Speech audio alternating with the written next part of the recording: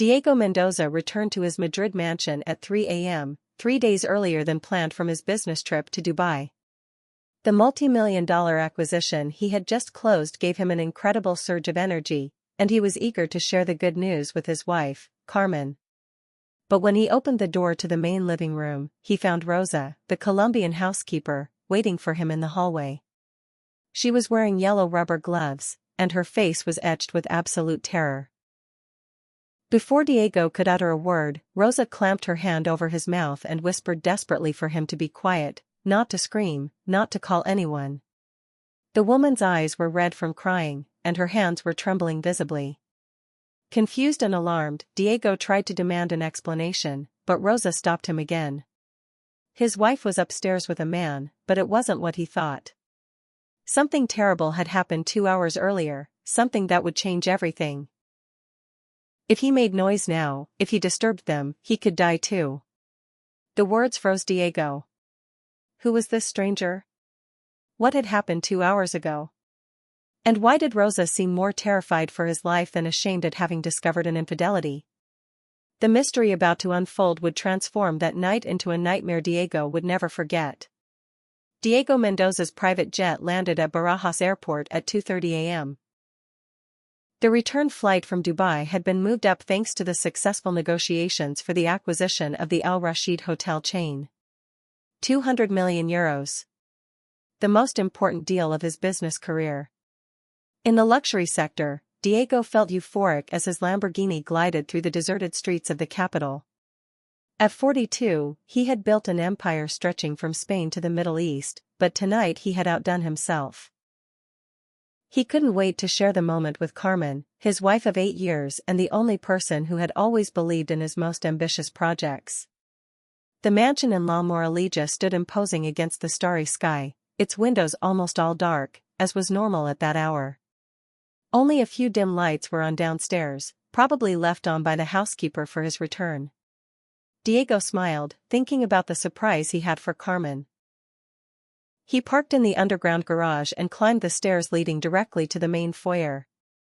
The house seemed wrapped in an unnatural silence, deeper than usual. Not a sound, not the hum of the air conditioning, not the tick-tock of the antique clocks Carmen passionately collected. It was as he crossed the hallway leading to the main living room that he saw her. Rosa Herrera, the Colombian housekeeper who had worked for them for 4 years, was standing in the middle of the foyer like a statue. She was still wearing her full work uniform, complete with an apron and yellow rubber gloves, extremely strange considering the hour. But what immediately struck Diego was her expression. Eyes wide with terror, face pale as wax, hands trembling visibly. Before Diego could utter a word of greeting or surprise at finding her awake at that hour, Rosa moved with a speed that disconcerted him. In 2 steps she was in front of him and, with a gesture that left him completely speechless, she placed a gloved hand over his mouth. The contact was cold and damp, and Diego caught a strange smell on the gloves, something chemical he couldn't identify. Rosa looked into his eyes with desperate intensity and whispered in a faint voice for him not to make a sound, not to scream, not to call anyone. Diego made a move to push her hand away, but something in her tone stopped him. It wasn't the shame of someone caught in a misdeed, nor the fear of someone who had done something wrong. It was something else, something much deeper and more unsettling. It was pure terror. When he finally managed to ask what was happening, Rosa looked around as if someone might hear them. Then she dragged Diego behind the marble column that decorated the foyer.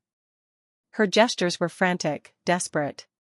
She told him that his wife was upstairs with a man, but it wasn't an affair, it was something much worse. 2 hours earlier, at 1 a.m., the doorbell had rung. Carmen had answered it in her robe, and the man had pushed his way inside. He had a gun. A real gun. Rosa had been hiding on the landing and had seen everything. She had tried to call the police, but the man had cut the phone lines.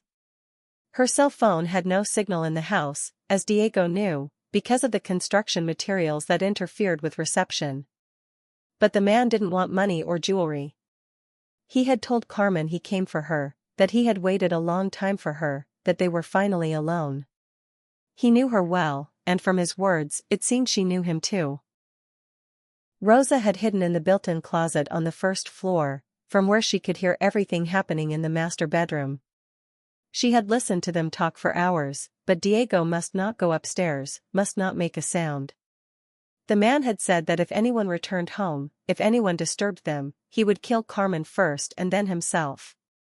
When Diego asked who the man was, Rosa looked at him with profound pity, as if she were about to deliver the worst news of his life. From what she had overheard, she believed it was Carmen's first husband. Diego stood frozen. Carmen had never been married before him. She had always told him that.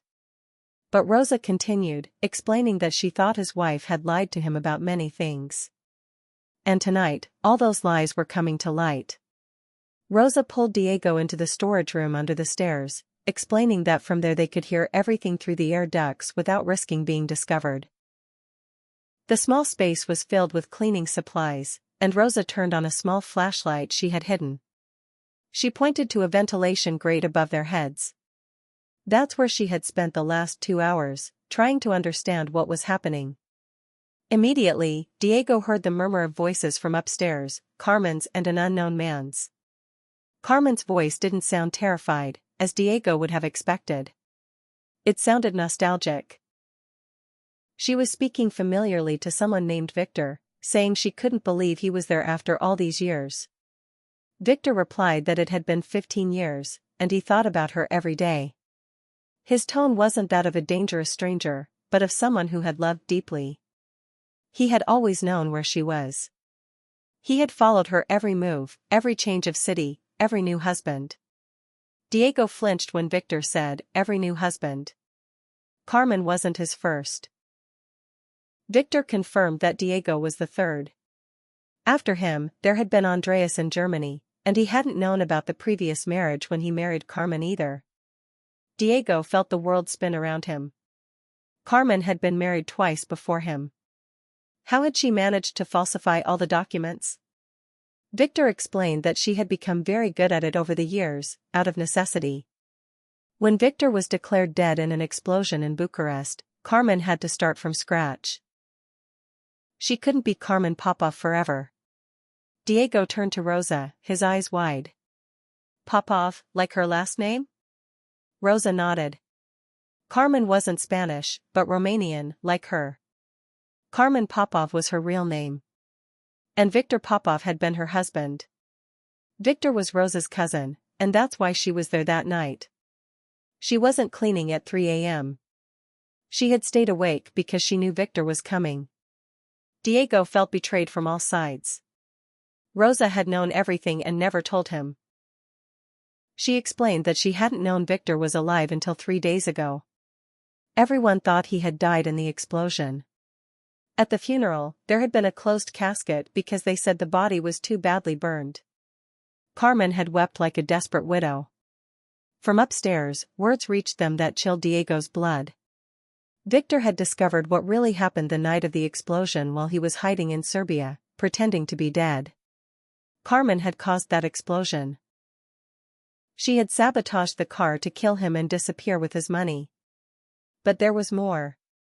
Victor had also discovered what happened to Andreas, the second husband in Germany. He had died in a very convenient car accident a week after discovering the never-annulled marriage and threatening to report Carmen for bigamy. Diego understood that his wife was likely a murderer. But Victor wasn't finished. He asked Carmen what she had planned for Diego, the ignorant third husband.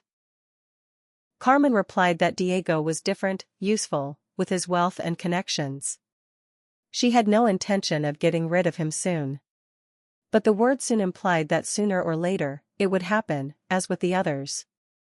Rosa whispered that they had to get out of the house and call the police from the neighbors, but Diego couldn't leave Carmen alone with an armed man, even after what he had heard. From upstairs came the sound of footsteps. Someone was coming down the stairs. Rosa turned off the flashlight, ordering Diego to hide and not make a sound, no matter what happened.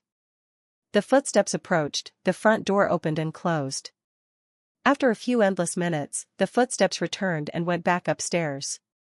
Victor was on the phone, confirming that Carmen Mendoza was actually Carmen Popov, the same woman wanted for the murder of Andreas Muller in Munich. And by tomorrow morning, every European newspaper would have that story. Diego realized that his life, his marriage, his reputation were about to be destroyed. But it was only the beginning of the nightmare he was about to live. The silence after Victor's phone call lasted only a few seconds before all hell broke loose upstairs. Carmen screamed with a fury Diego had never heard, as objects shattered throughout the house. Victor replied in a calm voice that it was time the world knew who she really was, Carmen Popov, the Black Widow of the Balkans. Diego was paralyzed with horror as his wife began to clinically detail how she had orchestrated his death. The accident was supposed to happen the following week in the Sierra de Madrid. She had already paid someone to sabotage the brakes on the Lamborghini. After his death, she would inherit everything, the mansion, the company, the offshore accounts. Diego had put everything in her name the previous year, convinced it was an act of love. Rosa grabbed Diego's arm in the darkness, crying silently as she heard her cousin recount horrible crimes with total indifference. Victor asked how she had managed never to be discovered.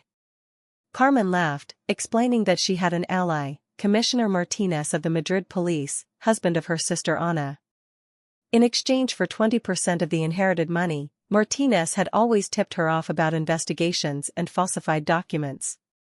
But Victor said all her plans were ruined now. Carmen replied that he could also have an accident tonight. The metallic sound of something being pulled from a drawer revealed that she had taken Diego's gun. Victor remained calm, explaining that he hadn't come alone. His friends were positioned around the mansion, and if anything happened to him, they had orders to take her to Serbia for a murder trial. Carmen screamed in terror after looking out the window. Victor explained that they were relatives of the people she had killed to escape Bucharest. He knew everything, the 3 men murdered before she married him, the corrupt cop who made the bodies disappear. Diego understood that his wife was a professional killer with a trail of bodies stretching back years. As if hearing her name spoken, Diego realized he could no longer hide. He had to face the truth. He stood up in the storage room, telling Rosa it was time to leave. But when they opened the door, someone was waiting for them. In front of the storage room stood a tall man with an unkempt beard and eyes that had seen too much violence. He wore dark clothing and had his right hand hidden behind his back, clearly armed. The man told Diego he must be him. Victor had said he might return early. Rosa stepped forward, trembling, calling him Sergio. The man nodded, greeting little Rosa, sorry that she had to see all this. But Victor was right. It was time for the truth to come out. Diego asked who they were and what they wanted. Sergio replied with surprising kindness that they wanted nothing from him. He was a victim, like the others. But they had to ensure Carmen couldn't harm anyone else. From upstairs came agitated voices, then the sound of something heavy falling. Sergio shouted Victor's name and ran toward the stairs. Diego and Rosa followed, driven by terror and morbid fascination. They climbed the stairs Diego had traversed thousands of times, but each step brought him closer to a hell he had never imagined in his orderly life. The door to the master bedroom was wide open. Victor was on the floor, bleeding from a wound on his shoulder. Carmen stood by the window with Diego's gun in her hand, but pointed downward. She seemed to have given up fighting.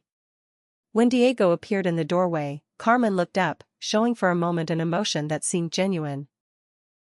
Surprise, perhaps relief. She said he shouldn't be there. Diego replied that evidently there were many things he shouldn't know. Sergio knelt beside Victor, checking the superficial wound. He would live to see the trial. Victor explained from the floor that it was the trial for 7 murders committed by Carmen over the past 15 years, 3 in Romania before she married him, Andreas in Germany, 2 businessmen in Austria, and the attempt on him. Diego turned to Carmen. For 8 years, he had looked at that face every day. Now he saw her for what she really was. The effect was devastating. When he asked if it was true, Carmen looked at him for a long time before replying in a voice Diego had never heard, cold, emotionless, mechanical. She explained that every marriage was a contract. For 8 years, she had given him what he wanted, a beautiful, intelligent wife who knew how to behave at his work events. In return, she had taken what she needed for her financial security. It was no different from any other marriage, just more honest about its goals. The coldness was more terrifying than the violence just committed. Diego realized he was looking at someone completely without empathy, for whom human beings were instruments to be used and discarded. When he asked about the other murdered men, Carmen replied that love was an illusion, that men created it to justify their desire to possess a woman. Diego had never loved her. He had loved the idea of her that she had created for him. Rosa stepped forward, reminding her of when they played together as girls. Carmen wasn't like this. What had happened to her? For a moment, something cracked in the mask. Diego glimpsed a remnant of lost humanity. Carmen replied that Rosa remembered the girl from before the world taught her how things really worked. Before she understood that it's either eat or be eaten. She told them her parents had sold her at 14 to a trafficker who brought her to Spain. Family love was another lie. Diego felt something break inside him. It wasn't pity, but sadness at how suffering could transform a person into something monstrous. Sergio said that was enough. His men were already calling international police. Carmen was under arrest for multiple murder. Carmen smiled cruelly, saying the Spanish police wouldn't arrest her. She still had her contacts. But Victor stood up, explaining that she had no contacts in Serbia, Germany, Austria, and Romania, where arrest warrants were waiting with her name on them. Moreover, Commissioner Martinez had been arrested 2 hours ago along with his wife Ana, with documents proving the agreement to cover up the murders. Interpol had been informed, and before dawn, she would be extradited. Diego saw Carmen pale for the first time.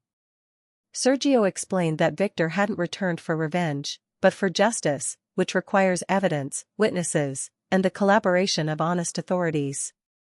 When Carmen turned to Diego with the voice she had used when they first met, saying that with him it had been different, Diego cut her off. He didn't want her to ruin the last memory of something beautiful between them. Carmen closed her eyes and nodded. When she opened them again, the woman Diego had known was gone forever. The sound of sirens filled the night. The nightmare was ending, but Diego knew the consequences would follow him forever.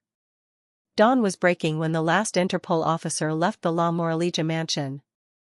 Diego sat in the main living room, where just hours earlier he had discovered the beginning of the nightmare, staring at the chaos his life had become. Crime scene photographers had catalogued every corner. Lawyers had explained legal procedures that seemed to belong to another world. Journalists crowded outside the gate. Rosa, after spending the night giving statements, approached with a steaming cup of coffee. Her eyes were red from exhaustion, but she showed a determination never seen before. She said that lawyer Ruiz had explained he could recover most of the assets, but it would take months of legal battles. Diego nodded mechanically. Money was the least of his problems. He asked Rosa why she had never told him anything in 4 years, if she had never suspected Carmen was hiding something. Rosa explained that she had always known Carmen was hiding something about her past, but she thought it was the normal secrets of someone who'd had a difficult life. She had never imagined it could be what they had discovered. As for Victor, everyone believed him dead. At the funeral, there was a closed casket because the body was too badly burned. Carmen wept like a desperate widow. If it was an act, it was perfect. She didn't know Victor was alive until 3 days ago.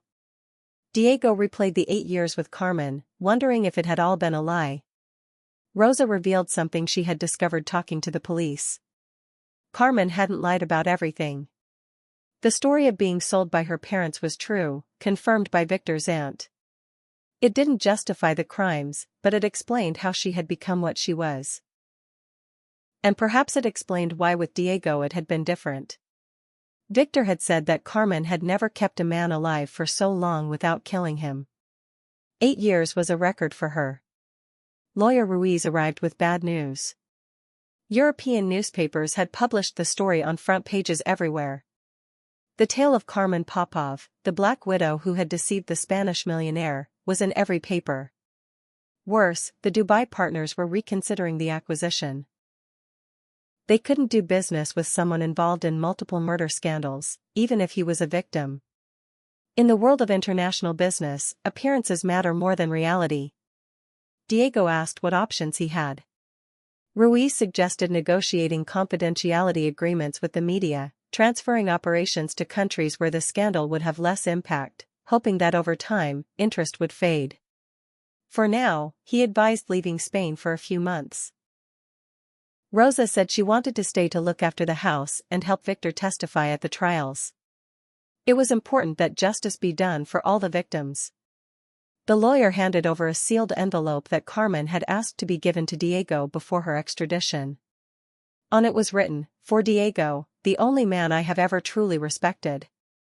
2 hours later, Diego was on a plane to Switzerland. As Spain disappeared beneath the clouds, he thought back to the night that had changed everything. 12 hours ago, he was a happy man returning to share a success. Now he was in voluntary exile from his own life. But he was running from something not even the lawyer knew. The most terrifying doubt of all, despite everything he had discovered, a part of him still felt something for the woman he had believed he loved.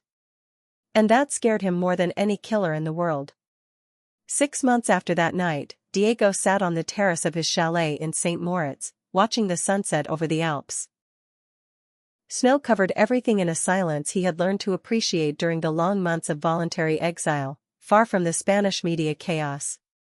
Rosa called him every week to update him on the legal developments. The trial in Germany had ended with Carmen sentenced to life in prison for the murder of Andreas Müller. The trial in Romania would begin the following month. Diego felt neither satisfaction nor relief, only a deep weariness. When Rosa said that Victor had asked if he would be willing to receive a letter from Carmen, Diego immediately refused. He wanted nothing more from her. Rosa insisted that Victor thought it might be important. Carmen had changed a lot in prison, she had begun to reflect. But Diego laughed bitterly. He hadn't learned not to trust her words. 3 days later, lawyer Ruiz arrived from Switzerland with information that changed everything they thought they knew about Carmen. The lawyer had continued investigating Carmen's past because he couldn't believe a woman could be completely without emotions for 8 consecutive years. He had found something the police had overlooked. Carmen had been undergoing secret psychiatric treatment for dissociative identity disorder. She had a split personality. The Carmen who killed husbands and the one who lived with Diego were literally 2 different people in the same body.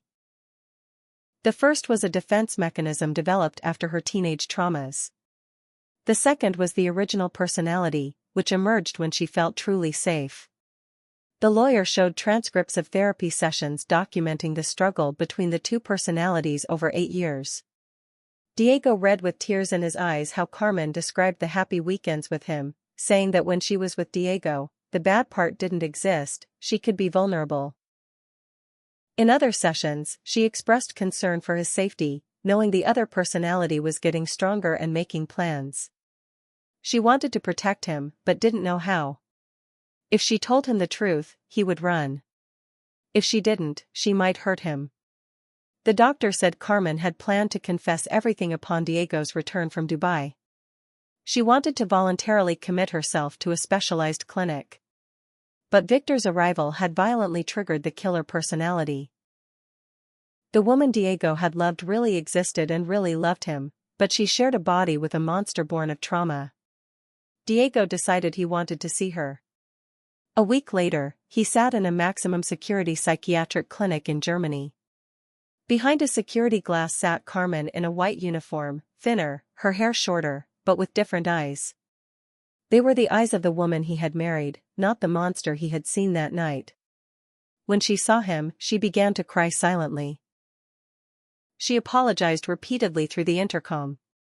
Diego said he now knew about the other her. Carmen asked if he knew that every happy moment they shared had been real. Every time she told him she loved him was the truth. The sick part saw him as a target, but she still loved him. Diego placed his hand against the glass. Carmen did the same on the other side. He said that he still loved her too, the real her. Carmen asked what would happen now. Diego replied that now she would get better. The doctors said there was hope, and he would wait. He would wait for the woman he had married to return completely, because that woman hadn't committed crimes, she was just a victim who needed help. Carmen smiled for the first time in months, asking if it could take years. Diego said he had time, patience, and above all, love. For the first time in 6 months, he had love again. Leaving the clinic that night, Diego knew the road would be long and difficult. But he also knew that true love never gives up, not even when all seems lost. Sometimes redemption comes through understanding, and forgiveness is the only way to truly heal. Snow continued to fall as he drove toward the airport. He was going home, to Spain. It was time to start living for real again. Like if you believe that love can survive even the most difficult truths. Comment and tell us which moment impacted you the most. Share to honor those who fight against their inner demons. Subscribe for more stories of redemption and impossible forgiveness. Sometimes the people we love hide terrifying secrets. Sometimes good and evil can coexist in the same soul. And sometimes true love means believing in the possibility of change, even when all seems lost.